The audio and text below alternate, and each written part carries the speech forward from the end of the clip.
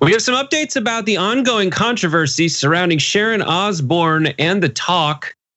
She had a very confrontational interaction that was outrageous during one of the episodes. And in the wake of it, the talk decided, hey, we're going on hiatus. We will not talk anymore. And even though the show is not happening, that wouldn't stop Sharon Osbourne from going on Entertainment Tonight to explain herself, how it all came to be, and how she might leave the show and that she was set up. Take a look. Sharon said what unfolded on air felt like a betrayal from her co-hosts after a pact they made in February. There was a situation in February. Carrie-Anne was given a question to ask Elaine, and Carrie-Anne didn't want to ask it, but it came from the producers to ask Elaine. And it was, if black people can use the N-word, why can't white people use the N-word? I would love to hear what you have to say. Which is a very naive question to ask. We all know why. So Elaine got very upset with her response. Carrie-Anne started to cry. So we agreed we would never surprise each other with questions if we thought the other one hadn't been prepped. And we said we will never put ourselves in this situation again where we set each other up. So we all agreed as women, got your back. I finished saying what I'm saying, and then Cheryl asked me these questions, which I didn't know, and they were written questions, and then Elaine's reading her questions. Stand up for anti-racism. And I'm like, I've been set up. It's the cancel culture, isn't it? Throw her under the bus. And our two showrunners were crying, and then they said that we were told to ask these questions from the executives. The executives. Who? They wouldn't give me names. So there you go.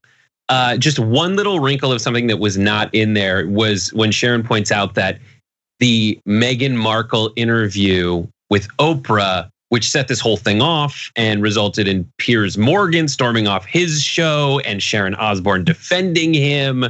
That happened on CBS, and this is a CBS show, and Sharon showing solidarity with Piers was the reason that Sharon says that the executives decided to, quote, go after her. We have no proof of that or anything, but that's essentially the setup. Cenk, what do you think?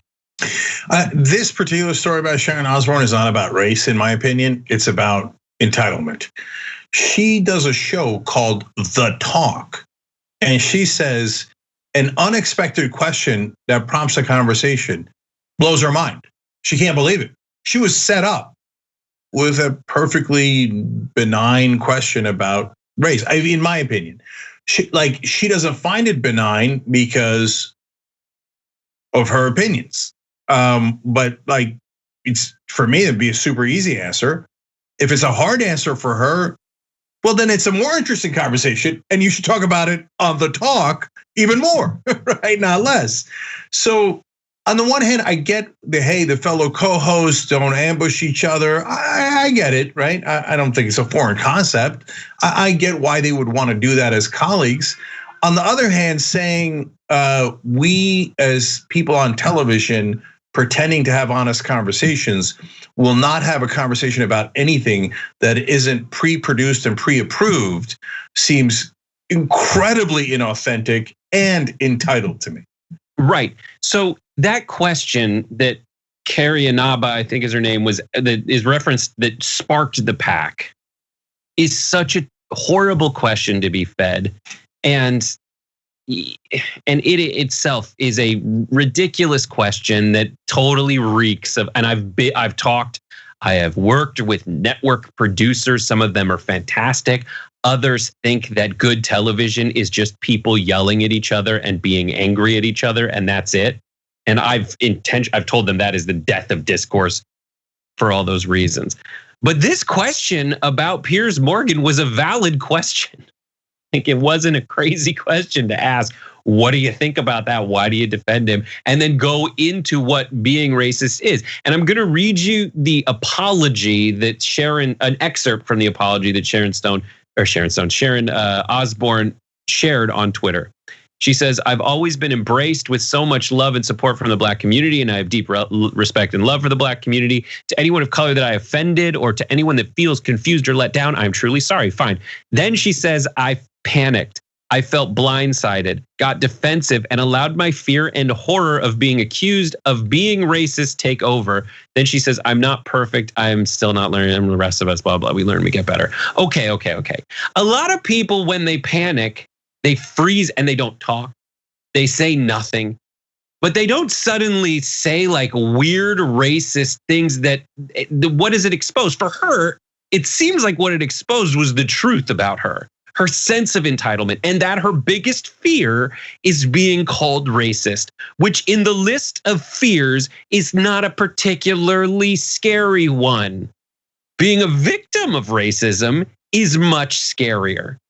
Being ignorant of racism, when you're someone who can then be further victimized by racism, that's very scary. And then, of course, flying spiders and tigers, those are also scary. But this, like being called a racist, not even being called a racist, but someone asking you a question about what racism means to you in the context, as Cenk says, of a talk show where the point is to discuss things exactly like this. Come on. That shouldn't scare you. And it definitely shouldn't turn you into someone being like, and as she said, she called herself literally their sacrificial lamb. Come on. You're Sharon Osbourne. Your husband bites the heads off bats. You're not just some victim out there sitting there defenseless against the elements. Yeah, no, that's why I say like entitled privilege. Like, no, I get to make millions of dollars doing a show called The Talk without talking about anything that makes me uncomfortable. Yeah. Okay. Like that, yeah. The things I believe the producers set her up 100%. I believe that the producers, there was pressure from someone being like, oh, she's going to go hard on freaking Oprah. You're not Oprah. Put her in her place. I'm guarantee that happened. And I guarantee that the people were also at the talk were thinking, it's always us or The View, and we need a Megyn, right? And Sharon's our Megyn this week. But here's the thing, I also believe what I know about Sharon Osbourne. If you look into her past, here's a history of Sharon Osbourne. According to Yashar Ali, who wrote this on Substack, Sharon Osbourne would frequently refer to her then co-host Julie Chen, who's Chinese American, as wonton and slanty eyes, according to multiple sources, including former co-host Leah Remini. Osbourne also referred to her former co-host and co-executive producer Sarah Gilbert, who is a lesbian, as a P-word licker, a fish eater, also in multiple sources, including Leah Remini. Holly Robinson Pete, she tweeted, I'm old enough to remember when Sharon complained that I was too, quote, ghetto for the talk. Then I was gone. I bring this up now because I was mortified watching the disrespectful, condescending tone she took with her co-host. So like, yeah, the history, it was convenient that they essentially had a Megyn McCain lying around and this happened. You were set up? No, this is all part of what makes network daytime TV tick. And you're just angry that this time you were the heel. Yeah, well, that's the thing. They want to be able to have all the privileges of being a heel, but they don't want to be exposed as the heel. But all of this is, in my opinion, easily cured. Why don't you all come back on and have a real talk about it? Instead, everybody's going to scurry, and none of them should be proud, right? So for folks who want accountability, then you should want to get out there and talk it through, whether it's Sharon Osbourne or any of the other hosts or the producers. I mean, this is literally your job. You're not dentists. You're talk show hosts on a show called The Talk. If you can't talk about this incredibly important issue in the country, then shut the show down. Be done with it. Call it the non-talk, the quiet. Okay, so and look, and the reason I want them to have a talk is not just for their own sake, but for our sake. So why do I say that? Now, obviously, Sharon Osbourne felt comfortable, if those sources are correct, and there are multiple sources, including her former co-host, comfortable calling people slanty eyes and ghetto, and obviously, she grew up and lived in a context where being overtly racist to others was not that big a deal. Because look, guys, let's say that they were really close friends and they knew each other for 40 years and they joke with each other and they razz each other. That's a totally different context. And then that way, hey, look, he said that, but I don't mind, man. I say the thing right back at him, right? That's a different context. In this context, Holly Robinson Peete minded a lot, and then they removed her from the show, right? They were not fast friends who were just joking around with each other. No, this was said apparently in a derogatory fashion. And so she's now, Sharon Osbourne appears to be made incredibly uncomfortable with not her opinions, but the fact that her opinions were exposed. Well, then maybe there's something wrong with your opinions. At least you think that. That's why you're so uncomfortable. Either defend the opinions or realize that they're not so great, opinions or statements, etc. And guys, look, we have two different generations here. We have an older generation, and a lot of them are wonderful and progressive and have evolved, or some of them never had to evolve, right?